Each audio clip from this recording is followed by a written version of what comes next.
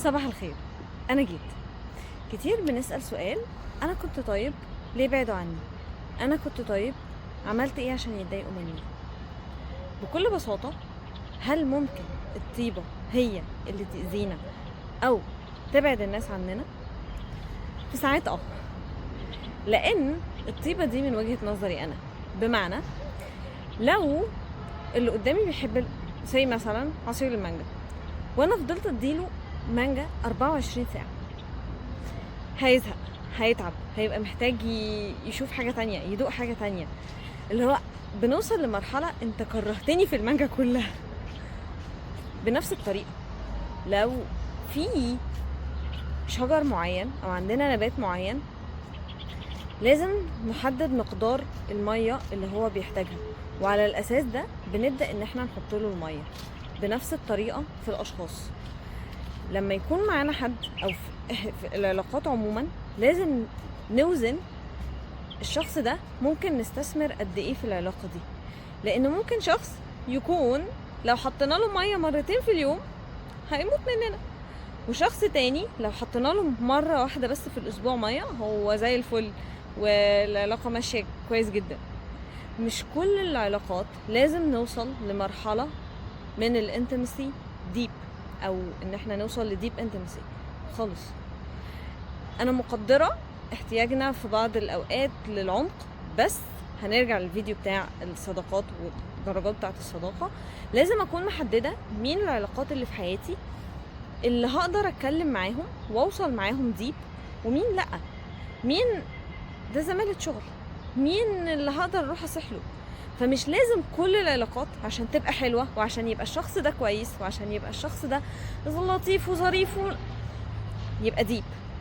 انا لو بنفس الطريقة دي عايزة كل اللي حواليا تبقى ديب relationships، انا نفسي هتعب، لان قدرتي يعني صحتي ما تجيبش الكلام ده. يعني صحتي مش هتكفي الناس دول كلهم.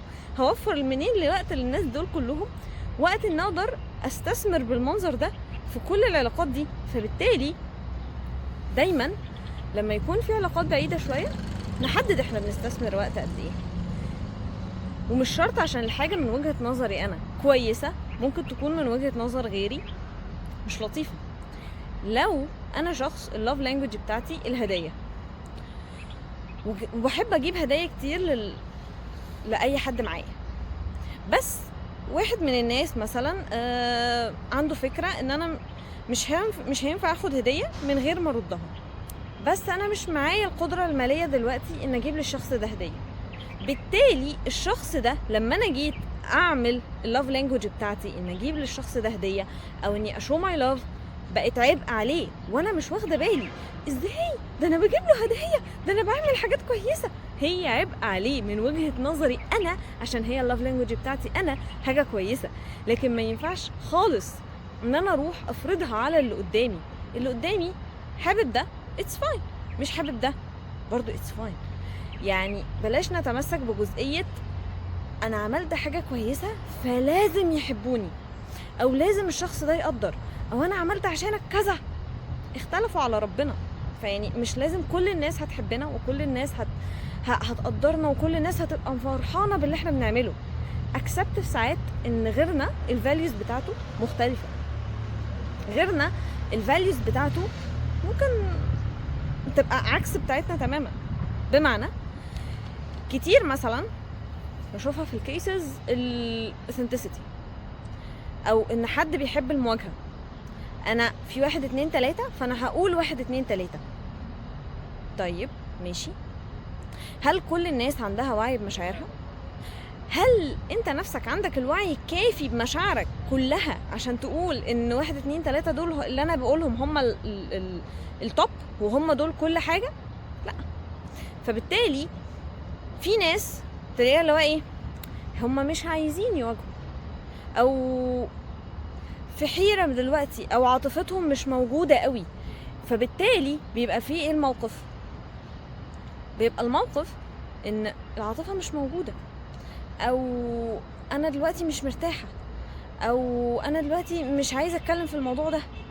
فيبقى ازاي هو مش قادر يتكلم ويحس بالموقف؟ هنا بقينا احنا ضغط على اللي قدامنا ان انت لازم تقول ولازم تعترف بكل اللي انت قلته. هو مش هيعمل كده، بالعكس هو ممكن يختار ان هو يكسر العلاقة، اسهل له بكتير من ان هو يعمل اللي احنا طالبينه، عشان هو بالنسبة له هو لسه مش في المرحلة دي اصلا. وفي ناس مش لازم بالنسبة لها المواجهة، يعني مش شرط عشان الاوثنتسيتي كور فاليو بالنسبة لي تبقى كور فاليو بالنسبة لغيري. انا احب الصراحة، فانا هواجه نفسي وهصارح نفسي، لكن مش لازم اروح افرضها على غيري. بنفس الطريقة في اي حاجة تانية، ممكن يكون اللي قدامي هو بيعمل حاجة ومبسوط بيها وفعلا فرحان، انت فرحان، انا مش فرحانة، انا ده مش شيء بيريحني. ندي كل حاجة الاستثمار الحق فيها. انا لو رحت سقيت زرعة بعصير مش هتستجيب.